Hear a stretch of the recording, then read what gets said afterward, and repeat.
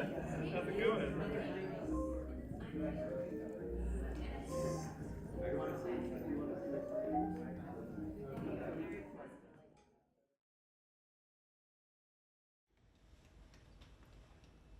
Welcome.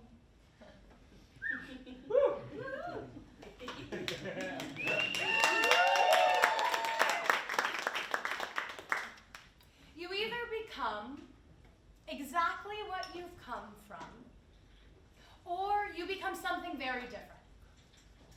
And if you're very lucky, you become a perfect combination of that.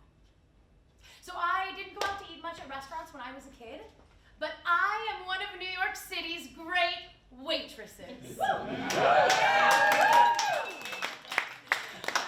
I have grown up entirely tableside. From when I was just 17 to right now, I'm just about 35. And I don't know what it is about me, but I really believe that being in service is my purpose. And that taking your order every night has saved my life, has really made my life. Honestly, every single table that I have ever waited has created this tonight. And all I can tell you is this: we get what we give. And we are what we do. So we must try to do what we love. And listen, if you want your skirt steak well done, well done. You get to tell me how you want it to come, and I'm not gonna judge it. Listen, I love a charred steak. The burnt bits, who doesn't? For me, I think waitressing is really kind of about displacement. So I'm someone who's had to take a lot of care of myself in my life, that it is a real pleasure for me to put everything into you for a minute.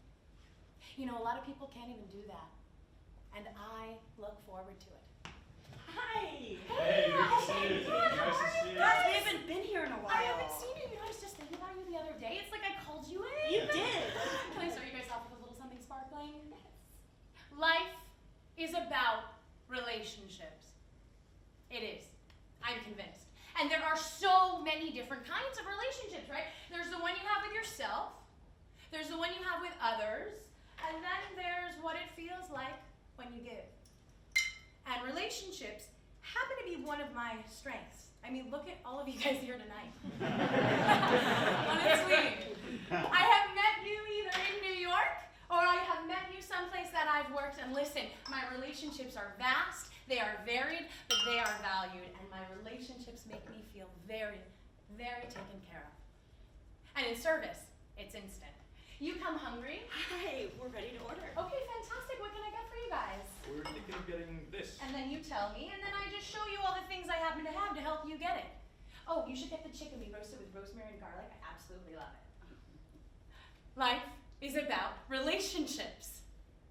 It is about what we get when we give. And service is the place where I get to do what it is I do best. Use my own wealth of experience to help create an experience for someone else. But I got lucky.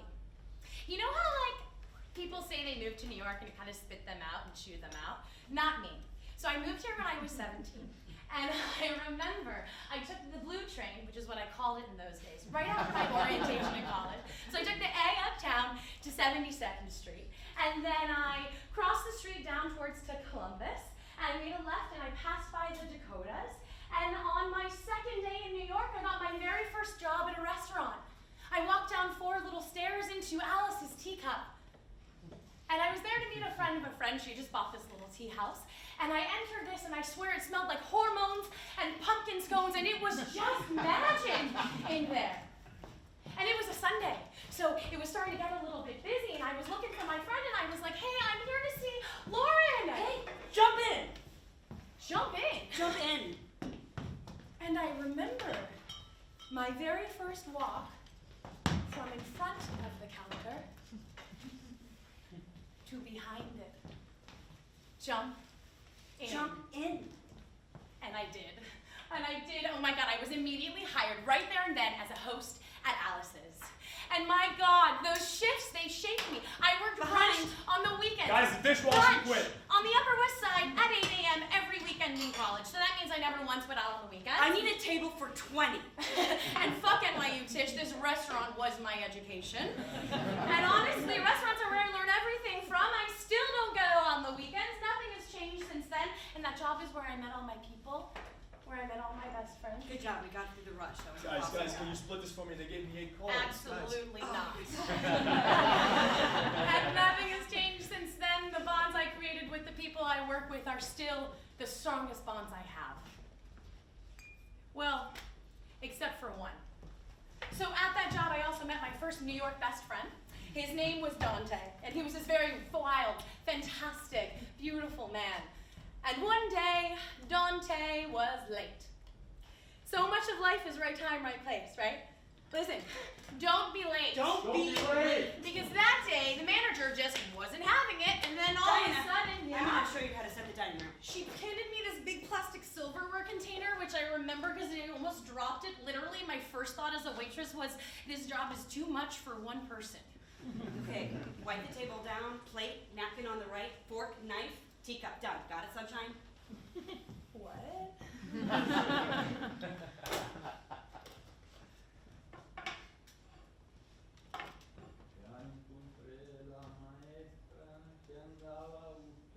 That's the only training I ever got. And so I'm starting to set the tables up, which is honestly still like my favorite part.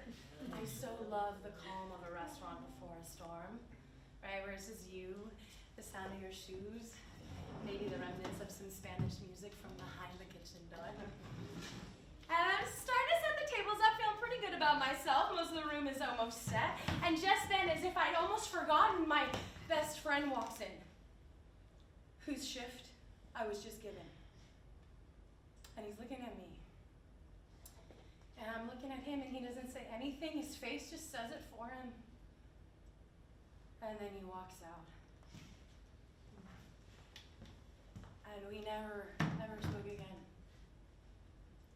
That was 2002, my first day as a waitress.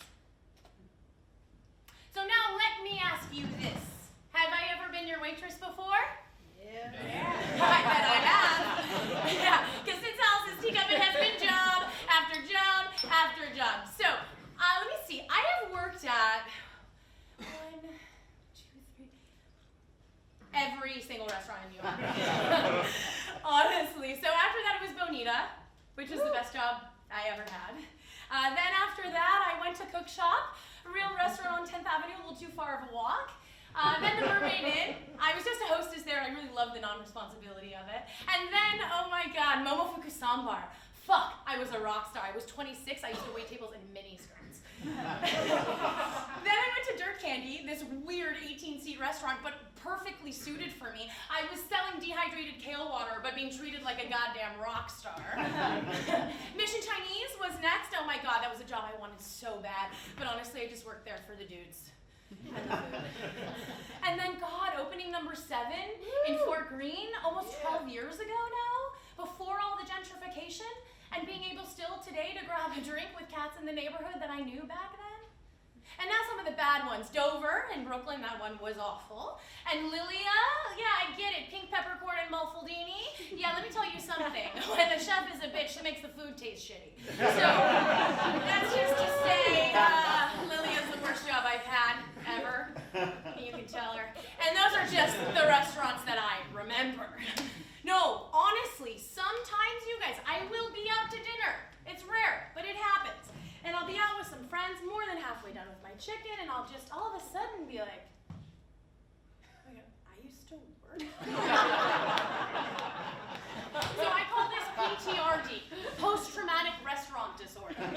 This is when a waitress gets fucking triggered, and like a grenade in my brain, I see my dish, and I know exactly where it's going in the dish pit when I'm done with it. It all comes back, I look over there, I see a cupboard, that's where they keep the dry goods, the straws, the sea folds, and the toilet paper, and then I'll see like the manager walk by, I'll instantly remember her name's Joanna, and she used to have so many problems with her boyfriends, and then like my server floodgates have opened, right? How many wine lists have there been? Dozens. How many fucking POSs? Aloha. Breadcrumb. How many wine lists? How many different places, ingredients, and tastings? Guys, Guys, there's almonds in the pesto. Don't forget. I forgot. How many different cubby holes have I changed in? How many uniforms have I had? How many different vacations? Yo, man, can you cover me when I'm at Burning Man?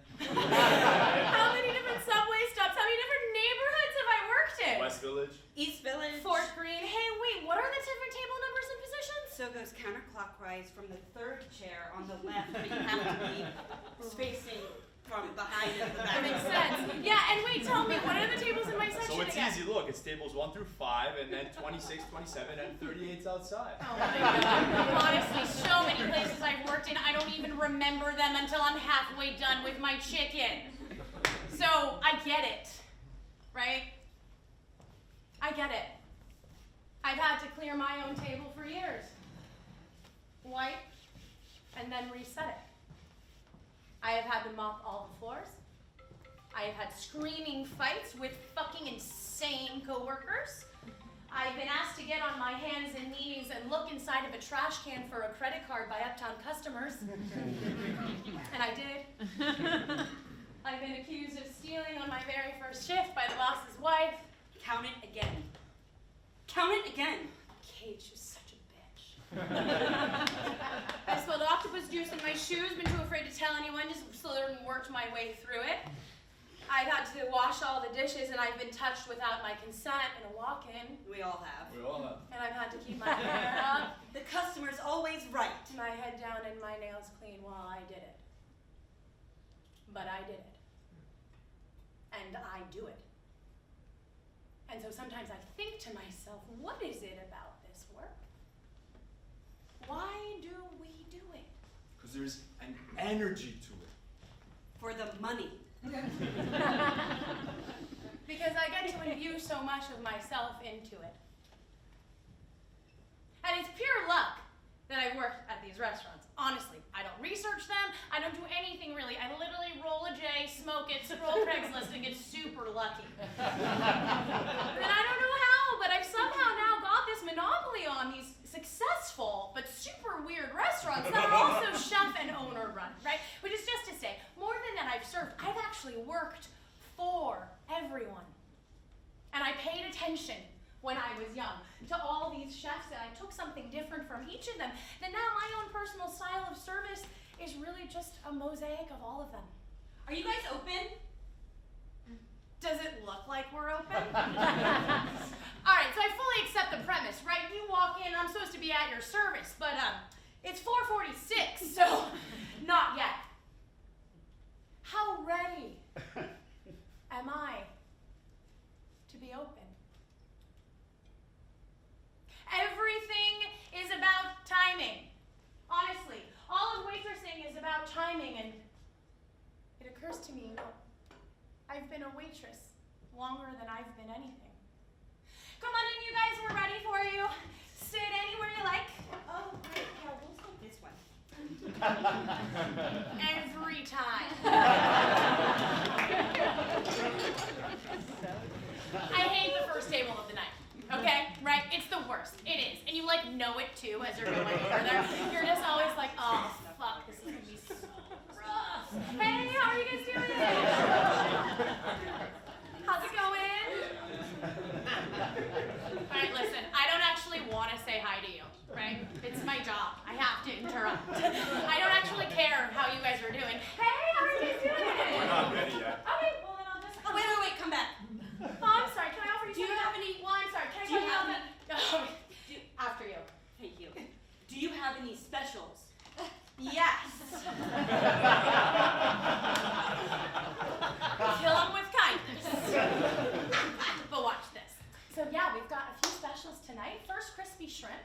These are coming from the Carolinas. I hate when they do that. With a little bit of fresh parsley and lemon.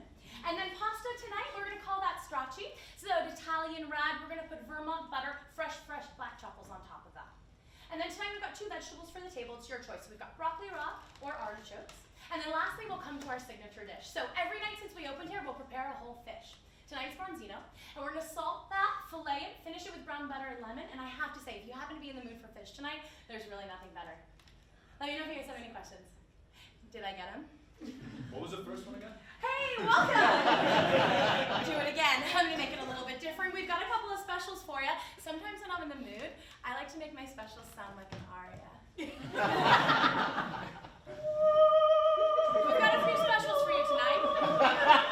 Crispy shrimp. These are coming from the Carolinas with fresh parsley and lemon. Next we have strong Judas means rag in Italian. Biggest delicate noodle minutes nuts. Burnt butter, black truffles, for that. Tonight we've got vegetables for the table. Artichoke or broccoli raw, your choice. And then lastly, we're on to our signature dish. We're gonna start roasted filet with rum, butter, and lemon. I have to say, if you're in the mood for fish tonight, there's really nothing better. Let me know if you have any questions.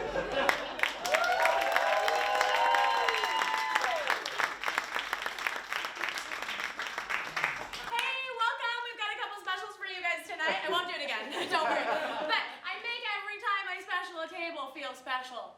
And they feel like it is, even though they've literally seen me special every table around them. My God, it is so obvious. And that is something I love so much about being a waitress. It's obvious. You are watching me do it. And it's something in my life that I don't have to hide or be shy about. It's the first thing in my life I can actually do to my fullest.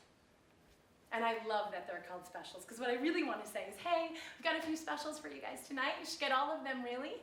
But also, one of them is me. I am born to do this. It's too bad I'm not a brain surgeon or a rocket scientist, but I happen to have been born to do this. And not only just waitress, because it evolved even into something more. A couple years ago, at my peak in the West Village at Via Carota, I also worked the door. Hey, how are you guys? Come on in, how many We're times? 2, but we might be 3 more joining later. Okay, so What are your old fashions like? well, we muddle a little bit of sugar I'm in pregnant. it. Can I sit now? Congratulations, I don't think I'll have a chair for... I need a table for 6. Oh, I'm I've so been sorry, so I waiting can't expect that. for 2 hours. I know, I told you it was gonna be... Listen, do you know who I work for? Hey, do you know Bradley why? Cooper. I'm good at the bar. I'm good at the bar. Oh, that's fantastic. Bathroom? It's the third door down the hall on the left, and that is it. We are off. It is a balancing act from here on out. Hey, sir, I think it's gonna be like an hour for 4. Will that be okay? Great. Awesome, let me take your name. It's George. Okay. With a G. Obviously. I mean, I greet 300 strangers a night, 5 nights a week. But could I be any more lucky? Hey, how are you? How's the new baby? Gosh, I can't remember life without her. Oh, I do. You used to always come 20 minutes late for every reservation. I literally fit into this job so perfectly. I have a great memory and a ton of empathy. Look, he dropped the pin. He's getting off the train. Oh my He's God. right there. You're so Can we sweet. sit? Yeah, don't yell at me, but have the next table. Honestly, I stand at an open door facing New York City, and I have absolutely no idea what's coming for me. It's thrilling, but it's also like how a lot of my life has felt for me. And I make sure to always work somewhere busy because, like, I know myself well enough to know that I'm healthier when I keep my own focus off of me. Oh, buonasera, siamo in 2. Avete un tavolo? Not a Con un lick po' of di English with pasta, this guy. delle verdure. A table. Eh. Lasagna. Brava. I just say all the Italian words I know. Oh, I'm so sorry. No, I already told you once we just can't seat incomplete parties. I'm sorry. Incomplete parties. What does that even mean? I think it means that restaurants make people believe that this table on this night might complete them. And I actually understand them. For me, I first remember feeling complete at Twin Dragon. That's the restaurant that I remember going to as a kid. What's yours? No, you've got one. I'm convinced no matter how shitty growing up is, there's some place for everyone. No, there is. There's some place where you might have gone with your mom once. Or a breadstick that changed your 3-year-old life. Or a diner on the side of the road where you never went, but you know that your dad used to go. Or a waitress who winked at you online when you were 12, or I don't know, maybe it's the way that your grandmother's kitchen smelled. There is a dish, I promise, or a taste, or a flavor, or a texture, or even a waiter that can bring up something in us, that can remind us of Of what? Of a completely intangible sense of comfort, right? Of belonging, of love. And we eat out in this city every night, I think, to get a little bit of that back, right? For like an hour and a half. And listen, if you sit in my section, I know that. What happens after that is totally up to us. You might think it's too expensive here, not care for me very much, or ask me to turn the music off, which we never will, or then the air conditioner off, which we never do, and then it'll all fall apart. But listen, if you sit in my section, you get me. And that's a pretty good place to start. I mean, for me, restaurants have always been magic. A place where they're expecting you. Like the lights are on, everything's ready. How did they know I was coming? How did they know I was gonna be hungry? For me, my family, we'd go eat Chinese sometimes on Sunday nights. And I remember I would begin to feel the butterflies just as soon as I saw the sign. It was these two twin dragon heads turning around on Pico Boulevard. And my mom would park the car, and I was so excited, so I'd just like jump out first, and then I'd always be the one to open the big carved wooden doors. And I would walk in, and it was just new music, new lights. It was just a completely new universe. And the host greeted us, but then another man came from behind her in a white shirt and a black tux, and he knew my dad, he knew his name, he gave him a handshake even. And then sometimes he'd say, Welcome. I can see my dad smiling. The people who worked there made us feel seen. People who worked in a restaurant made us feel familiar. You guys, my dad was a regular. And then they'd walk us to our corner booth. Your table. Our table. And I'd sit here. My dad would sit there. And I only remember because, of course, what does every Chinese restaurant have? A fish tank. And there was a big aquarium in this one that kind of split the room. And the neon blue light from the fish would always hit the back of my dad's black hair and make it turn blue a little bit. And behind that was the bar. I feel like if you're a kid and everything's going good, the bar's not something you ever really get to see up close. No, I never did. Maybe to this day, I'll go behind a bar and it won't make any sense. And I just want to add here that my dad liked to drink. And I only bring this up, it's only important, I think, because a lot of people ask me why I never went to be a bartender or work behind a bar. I hate to be around people who need to be drunk. And when you're behind the stick, you're a little bit stuck. But if I can give it context as a waitress, oh, that's just the girl at the bar who likes her martinis wet. Well, then I'm way better with it. And you're not a drunk anymore, like my dad. You're a regular. And regulars are amazing. I mean, really, I can remember one from every single restaurant I've ever worked at. Hey, Hillary. I should do a show about that. And they're amazing, right? But with regulars, there's always something that's a little off. Either they're crazy, or they're lonely, or both. Or they're rich, or they have a habit and they like to spend. Or both. Would you like another? Oh, I don't know. What do you think? Should I? Should I?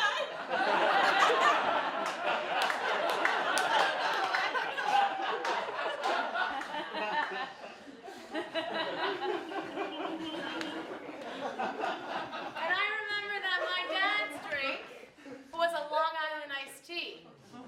Yeah, you can believe. And one would always just magically appear on the table just moments after we got settled. Magic. And I always remembered that. Watching my dad's mouth find the straw. It's more than the drink. It's the thought. Don't judge what makes a person happy. Don't judge why they are coming out to drink. No, instead put yourself in a position to provide it for them. Of course, I'll be the one to bring them the drink. Then I become part of the experience. And then it's seamless, it's just like a dance. It's a ballet of plates and glass where every moment is so congruent. If I'm good at it, you almost don't notice it. I am in it and I'm also controlling it. Your water, your wine glass, your ego, your whatever it is will never once be empty. In my section, you will never find yourself in need. And I am so proud of that. And I'm just so happy that tonight y'all have come in. Because it means I get to put my hair back. And it means I get to put a little bit of lipstick on and share with you guys in 3 courses a little bit about what I know, a little bit about who I've become. Waitressing is now just my way of sharing wisdom. So that with every question I ask and every single one of my suggestions is something that you know for 3 courses you can put your trust in. Hi! Oh, great to see Hey, you were our server the last time you were here, remember? Oh, yeah! Absolutely. Did you guys have a good time? Yeah, we did. Oh, We did. fantastic. Welcome back. I never know if remembering me is good or bad. But, oh, yes, I do remember. It was me who took your order. And it was me who poured your water. And if I could, did I pour my soul into a small dish like a garnish and place it on the side of your table? I was the one who brought you your salt. You, I brought lemon. You, I brought extra Parmesan. Twice. And you, I remember I had to give a lot of attention. I'm the one who laughed as your husband grazed my ass when he reached for his house. I'm the one who didn't flinch when you spit on me as you were trying to make a point to your guest. I'm the one who watched it all. I saw you check your cell and swipe Tinder and then send a text. And I'm the one who knew it was your birthday and sent you dessert anyway because your friends didn't want to spend happy birthdays with our compliments. And I'm the one who gets entirely too invested in these moments and way too attached to my role in them. But what can I do? I get to do what I love. That's where my sense of identity comes from. And yeah, it is a total cliche, but if you find something you love to do, you don't have to work for a single day. It's also my job. And I just happen to take that seriously. But I never thought I'd still be doing this in my 30s. No, you can laugh at that, honestly. So here's a true story. Yeah, I'm at Alice's Teacup, right? It's my first job. We're all talking about where we are and how old we are, where we come from. And first it's like, Hey guys, I'm David. I'm from Texas. I'm 24. hey, David. Hi, I'm Lauren. I'm from Seattle. I'm 27. My best friend. I'm 28 from Tel Aviv. Oh. And then me, hey, I'm Diana, I'm 18. And then finally, Hi, I'm Genevieve. I'm 30. I turn to my friend Lauren and I say to her, hey, if I'm still waiting tables when I'm 30, kill me. So, cut to a couple years ago, I'm 30. And I'm working. And it's winter, just about 5:30. And I'm standing in the center of an empty dining room, and the first snow of the season begins to fall. And this restaurant, you guys, this restaurant is a big, beautiful, floor-to-ceiling, see-through to 7th Avenue fish bowl. And I'm standing there, next to the owner, in silence, and we just stand facing the street, the falling snow, and we just stare. Do you think people will come? Do you think people will come in? Should I get curtains? Is it too open? And I thought, too open? There's no such thing. But instead, I just said, people will come to see and be seen. And in this moment, I realized that yes, a restaurant can be a lot of things, but no, it doesn't breathe. It can't actually be anything unless customers are there. Yes, unless the chefs have prepped and cleaned the kitchen, but no, it doesn't become a living organism unless you take a shower, get dressed, take the train, and then choose to wait to sit down in my section. I cannot do what I do without you. Hi, I'll be taking care of you tonight. But my God, waitressing is a lot. I have to be on while I'm doing it, but also turn my life completely off because I'm working so much that I want to be present so I don't waste it. And then I get really involved in this compartmentalization thing, being inside of and outside of, right? It's a really particular skill set. I'm at your table, but I'm not at your table. It's both. I have to prioritize 150 people's needs in a moment without a notebook. I don't really think that can be taught.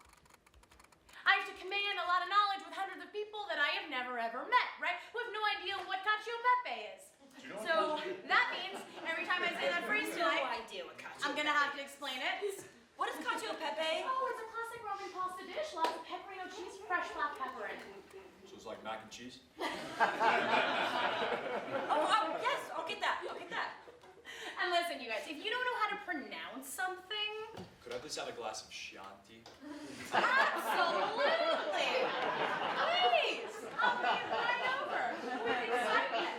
I mean, I'll think you're a total idiot, but I'll bring it.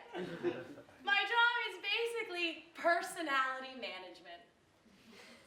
And if this was a Sondheim musical, this is the time where I would kind of belt out and sing.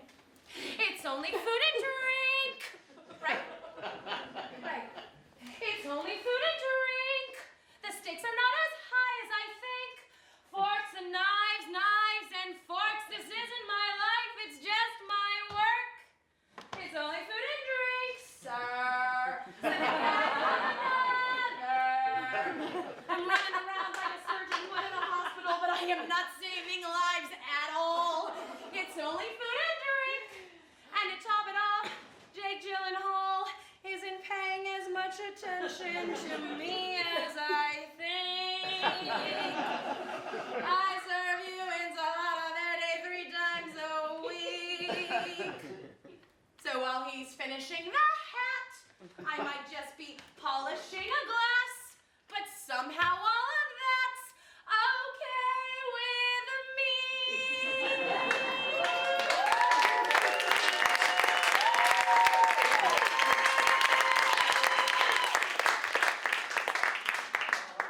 I mean, it's been almost 2 decades I've been doing this. And do you know that every single night is exactly the same? And every single night is completely different. Because I have no idea who's coming in. I have no idea what state the patrons on this Wednesday night are gonna bring in. They could be out for my blood. They could wanna make me feel bad tonight just because it's gonna make them feel good. I could see someone fall and bleed from their head on their way into the restaurant. Someone could end a relationship in my section. Fuck you, you fucking dick! Oh my God!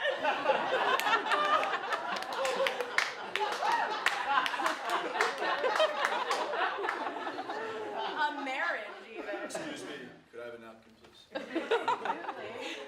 I mean, I could see my coworker stealing from me. I could be insulted by a guest deliberately. I could be written off the schedule, be having my last shift already and not even know it. That one is awful. These restaurants are so small. Everything feels intentional. Or just before I'm on my way to table 20 to take an order, my coworker could come up behind me and tell me, I had to have an abortion yesterday and that's why I'm late. I'm really sorry, Dee.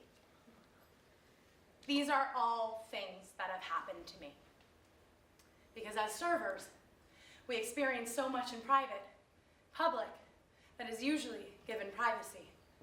What else do you do besides this? What's your story? Where did you used to work? How old are you? What time are you off tonight? Who takes care of you when you get home? That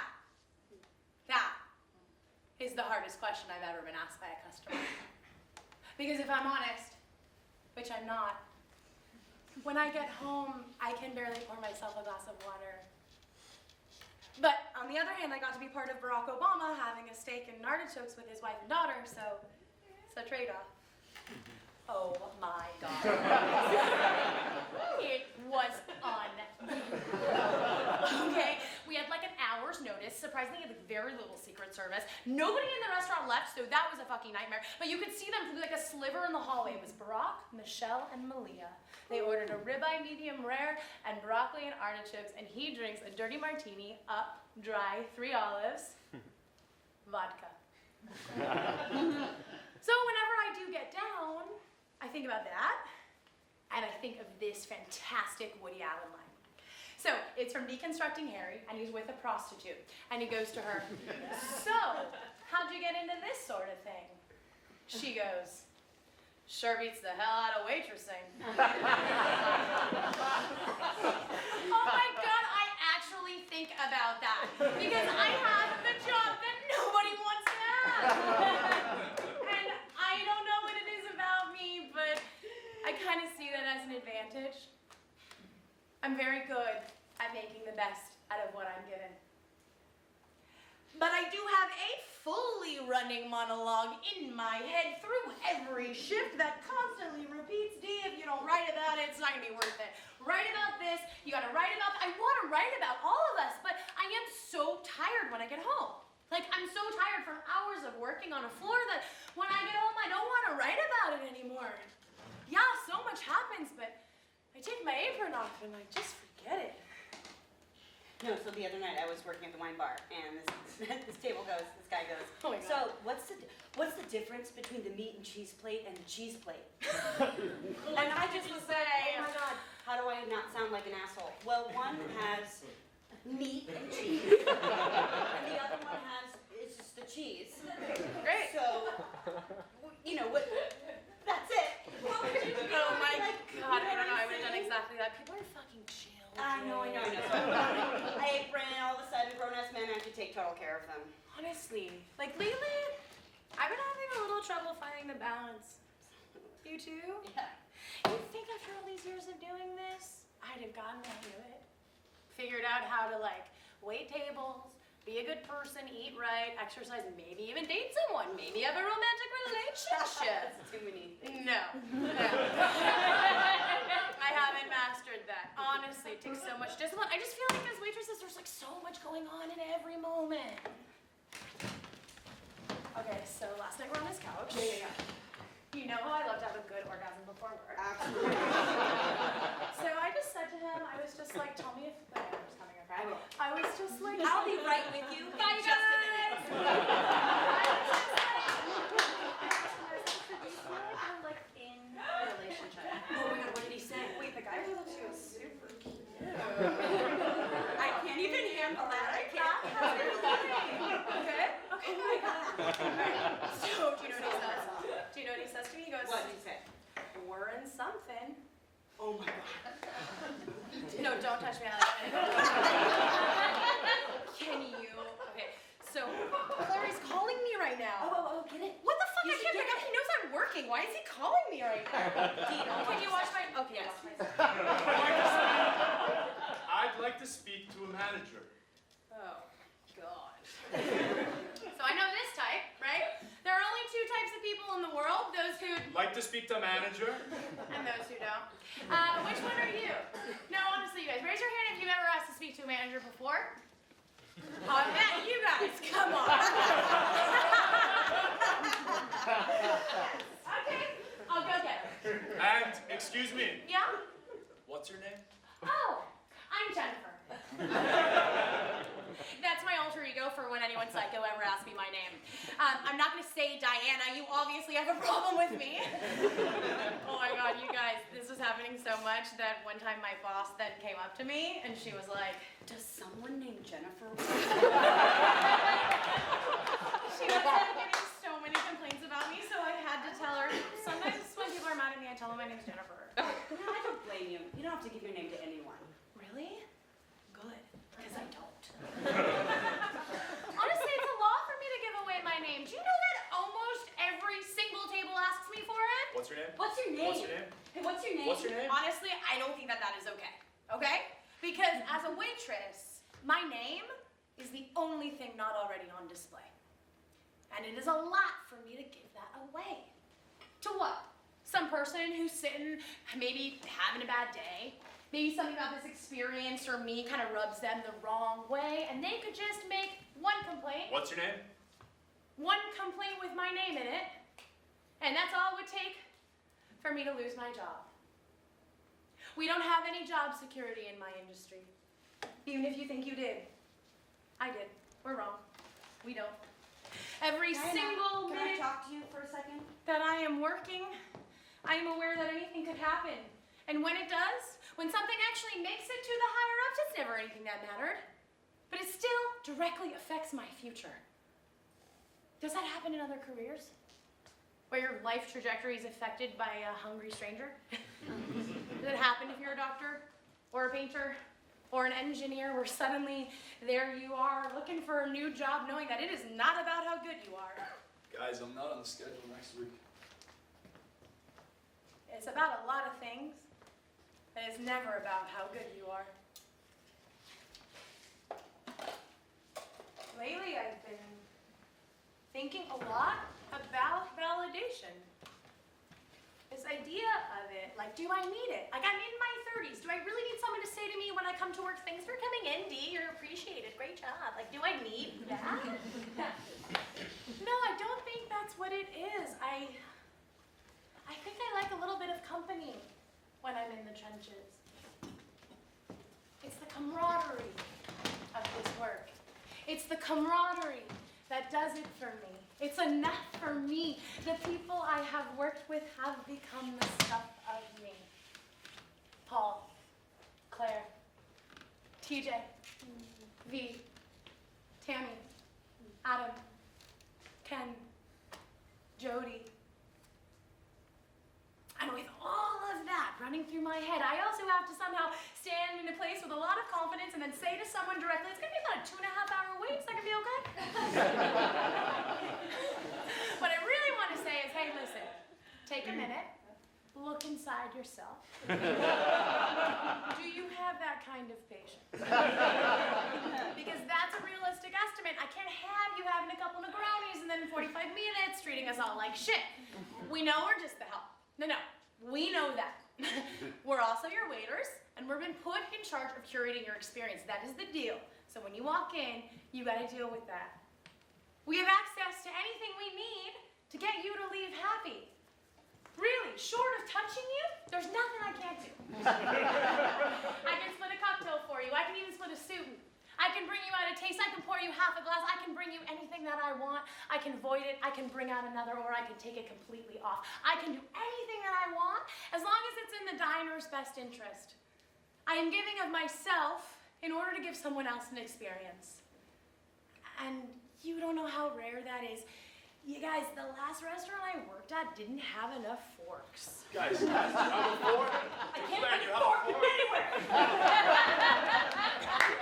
This restaurant had New York Times review 3 stars, no fucking forks. We were hand washing them in between the courses. So that is not okay. So to this guy, I want to say, listen, buddy, we got forks, we got plates, everything's gonna be great, but only if you let me. Everything is only if you let me. Good evening. Can I start you guys off with a little still or Oh something? my God. Are you the third girl from Broad City? Broad City. Oh my God, no. But right. Yes. And I think to myself, oh my God, I've said like 3 words to them, flat or sparkling, and they like see it. It's like when I'm working, I'm sort of immediate.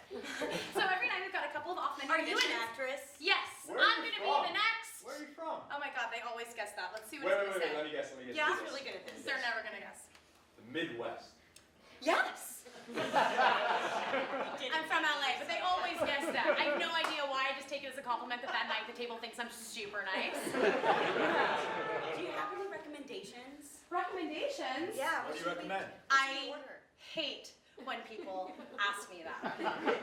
Honestly, is it my obligation to give recommendations? Yes. Yes. Yes. But why I hate doing it? I mean, I hate it so much, sometimes I'll get like in an emotional standoff with tables because of it. Hi, so what are your recommendations? Well, I mean, what looked good to you? Oh. Is there something that jumped out at you? Oh. Well, so like, how hungry are you guys tonight? Oh, God. She looks like she's gonna explode. What do people usually get when they come here? All right, fine, I'll tell her. So, if I were having dinner here tonight, I'd probably get the butter lettuces and the comté, and then I would also get a bread and butter plate. Do you guys feel like sharing the entree? Awesome. If you do, I have a pork chop tonight with grilled peaches, and if you like that, I always like to get the Brussels and the fries as a side. That's great. Sounds good. We'll do that. That's a $200 dinner right there. Putty in my hands.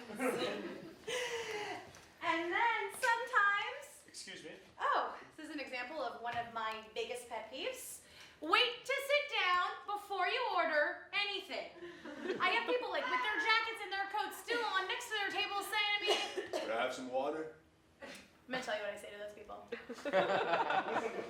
If you sit down, sir, everything will reveal itself.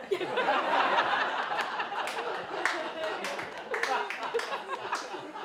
of course, it does, right? He sits down, the water comes, the menu says it's begun, but first, you gotta sit down. Can you come sit down? Sure, right now.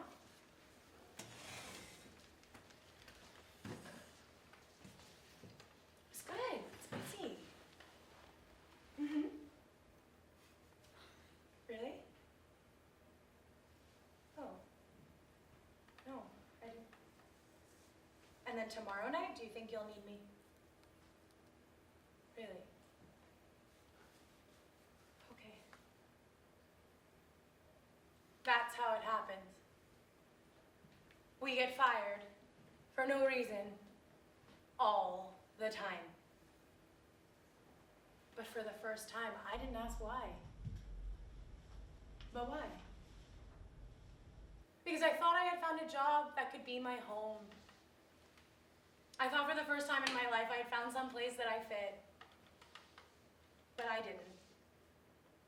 It was such an awkward moment. I mean, it was the end of something. Via Carota, totally over, without any acknowledgement of it. Thank you so much for everything.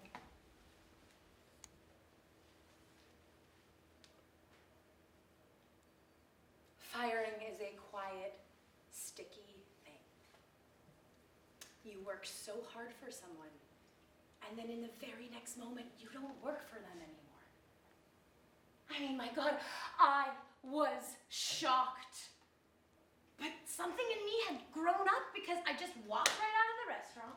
I made a right down Bleecker Street. I swear to God, I walked 1 block, and then I just thought, what if the story was that I got fired and then I took off? Right? Because my value as a person, my value as a waitress is not directly connected to where I work or who I work for. 2 years ago, felt like I got pushed off a cliff. I lost my job, a job that I loved, but I fell directly into my own greatness. I was forced by things outside myself to become what it is that I am now, which is the manager of restaurants. I have become the center gear for how they run. And it means I get to wear my hair down again. No, really, from behind the counter to in front of it, from a table to the door to being able to manage all of it. And if you knew me at all, you'd know this was something I was never really interested in. But it turns out I can hold an entire restaurant in the palm of my hands. This is where I was always meant to land, because my job now covers my entire wingspan. And I love it. Yeah. And I'm fucking great at it. And listen, everything is about love. It is. Because it's what we're born of. After that, our life is just what we didn't get, what we did, and what we want more of, but it all stems from love. You order, and if I'm open, I can hear where you come from. Cashew chicken is my favorite dish. It always has been. I'm actually someone who's really consistent. I look like I'm a hippie and I wouldn't be, but I am. Like, I know what I like, and I like to like it. And for me, I would always order the number 6 combination. You know, it'd come in those big rectangle boxes, the 2 small ones here, and the egg roll and the fried rice would always come with it. I was alone a lot after school, so I could easily get it delivered. And I would know what cashew chicken would taste like every time. You know, I would know that I would love it. I could rely on it. But because I was always changing, each time I would taste it, it would taste just a little bit different. I like to think that's what good service is. You can rely on good food, good company that you choose, but you're not really sure how it's all gonna come together exactly. But if you trust your waitress, me, you can leave a little bit more full, a little bit more satisfied, maybe even a little bit more free. It's not free, You're gonna have to pay for it, hey, whenever you're ready. But this is the difference. This is the fundamental difference, right? When you experience good service, you are happy to tip. My entire life has been saved by the tip. That's not a joke. Every money that I have ever made has been made from a restaurant. That's 18 years of rent. I still keep a wad of cash in my sock. And waitresses are grateful for their tips. We look at them, honestly, just the other night, I was like, look, they're paying me for this, and it's your choice how much you give? It is like being a prostitute. 10s, 20s, 50s in my hands nightly for my services. One time I got a crisp $100 bill handed to me on Christmas Eve in New Orleans. This is for you, dear. Don't share it. And I didn't. Because there's something to it, right? There's something to someone compensating me in a moment for my hard work and their direct enjoyment of it. Call it what you want, but walking home with cash in my back pocket, swear to God, a part of me still can't even believe it. I still can't even believe that I've got access to this 75-year-old aged balsamic. Or that I've got a crushed truffle salt from Tuscany in my arsenal. I can't believe that I grew up always wanting a seat at the table and now suddenly I am an equal. Little did I know of all the things in my life, what was going to serve me best was learning knife on the right, fork on the left. And now I just ask my guests to take for me what works and ignore the rest. Because I'm actually powerless as a waitress. Honestly, that's the gift. The gift is that I'm powerless. Dude, I'm not going to tell you that your date's gay. I don't make the food. No, I don't own this place. I don't get to keep the money. No, you don't even know my name. You think I'm Jennifer. But to me, we get to have dinner together. That's the best place to start. I mean, that's really what I'm looking for. Situations where I can present myself just enough, and then wait for those who decide that they want more. And if I do a good job, you remember me.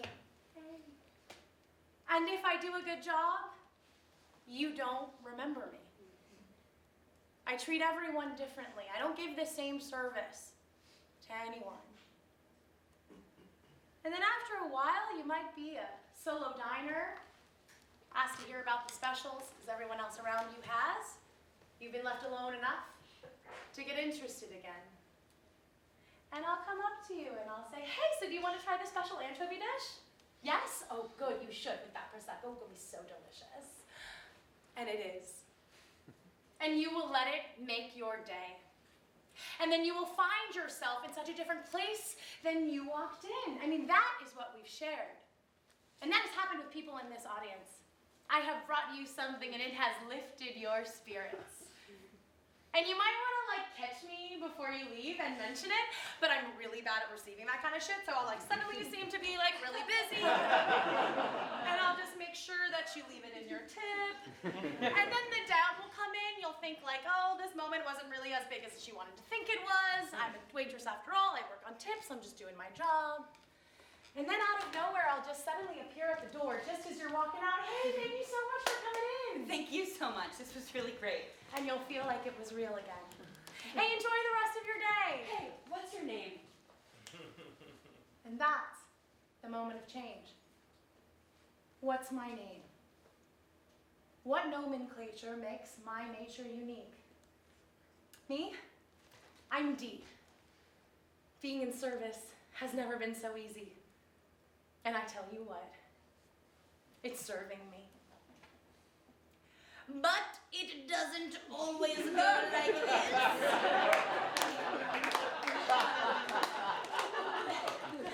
Sometimes you have to go to work and you're on your period and you're just not fucking feeling it. And I don't know if you've noticed, but I'm a little bit of a sensitive waitress and it can be borderline inappropriate how seriously I take some of this shit. So if I, for example, taste you on a few ones, can I offer you guys a taste? Oh yes, we'd like to taste the Pinot Blanc. Not because I have the time. The Grenache Rosé. But because the I asked Chardonnay. you to The Sauvignon. run after another, after another, after another. And do you like any of them? They don't like any of them? A slow, fiery rage bubbles up inside of me. My face starts to fucking contort, and like suddenly I just can't figure anything in life out because I put my whole life into this very small, very meaningless moment. Sir, if you want something light and dry, please order this. What about reds? Oh, yeah. Does nobody know what they want? My God, I really do. Whatever, anyway, at the end of the day, I just get my customers whatever it is they ask for, because it's actually my job. But I just make it like super clear that I'm completely gutted and have lost all faith in humanity.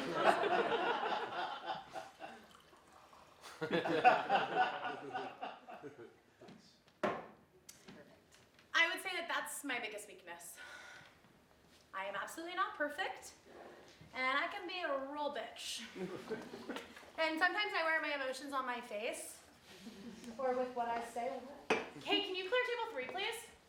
And I feel like if you're not as good as me, sometimes I can be a little bit difficult to work with. Yeah, but is it meased? But that's just because I expect the best from myself, from my coworkers, from my guests, and that's because I give it. And so when I don't get it, I get really gutted. But that just comes from all the experience I have of having done this. Right? I know how good it can be when it's great. When we all work together and we have fun, and I know how much more money we can make. So I guess I'm just learning that, like, honestly, all my work experience makes it pretty hard. Because I know what it's like when it's bad. And I know when I have it good. And sometimes you just have a bad shift. Honestly, there's no rhyme or reason to it. It happens, it's just a confluence of events. Like, you don't want it to, but all of a sudden someone will just yell at you in public, and there's nothing that you can do about it. I just have to take it. It's so fucking visceral. It is so jarring. It's horrible. And honestly, it never fails. I fucking swear to God, I'll get a compliment from one table. You are the best waitress I've ever had. This has been great. And in the next breath, You're the worst server I've ever had in my fucking life. Ever! really? Me? Little me? Honestly, as I've been doing this for almost 20 years, this happened to me the other week. I just step off the floor and cry. Why? Because people can be really cruel. And it's hard when you're working to not let that break you. Sometimes, honestly, no matter how much I might love doing it, after a shift, I am broken after it. My section each night really is a microcosm of the world outside. I can tell politics from my guests. I can see the trends. What are you guys wearing? How much are you spending? What are you guys ordering? What are you discussing? How are you treating each other? How are you treating me? I pay attention to all of these things because I've suddenly become the barometer. I have to be everybody's server. I work on nights when terror attacks strike. I work on nights when my idols die. Leonard Cohen, that was a really hard one. I remember I had to ask to take a break and walk around the block and sing Suzanne to myself. I work on nights of major political elections, when my lesbian boss is sure a woman is about to be sworn in to be the next president. And so she floods her restaurant with 500 red, white, and blue balloons, and then she isn't. And in an instant, our hopes got popped. The champagne did not. But checks still got dropped. I was at work when Trump got elected.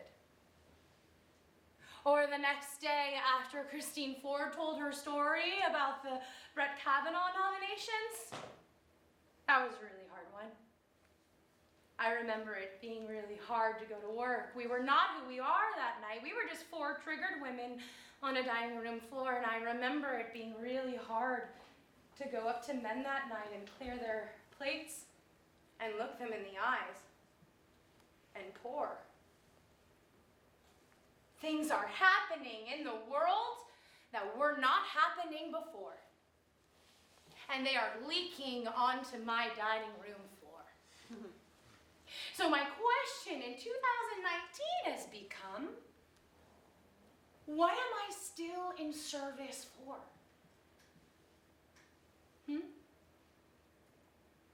I'll tell you what. I am now in service to everything besides myself. My job is now about everybody else. It is about the next generation. Hey, you guys, come on in. We are going to be so busy tonight. Good.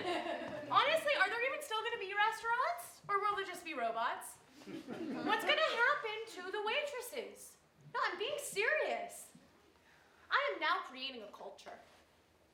It is now about how to be hospitable in a world that is still really sexist, very dangerous, and frighteningly political. It is about what is embedded in me now and sharing it. It is about hiring and training.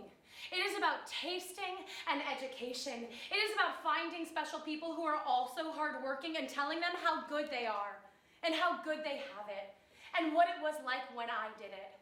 How shitty all the places were that I worked in, all the misfires, all the sleights of hand, all the broken glasses, all the red wine I've spilled, all the mediums that came out instead of medium rare. I am a manager who has fucking been there. And that's rare. I'm the thing at my job now that I always wish I'd had. And I never, ever expected to be here and to be happier. But I am. And so I give my gorgeous staff all the tools that they need to make a bunch of money, live their best life, travel the world, and also make their art all at the same time, just like I did, just like I'm doing. And I say to them, hey, it's more than about serving. What is it that you guys want to do? I will help you do it.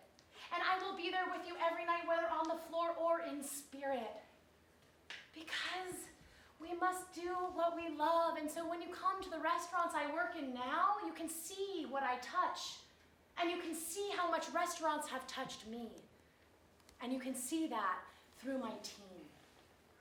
We come together to serve you from a place of love. When he's down, you're up. You clear it, I'll set it. That's how it works best. I inspire other people to say to themselves, I will choose to see myself as an important part of this. I will choose to see myself as an important part of this. Say it with us. I will choose to see myself as an important part of this.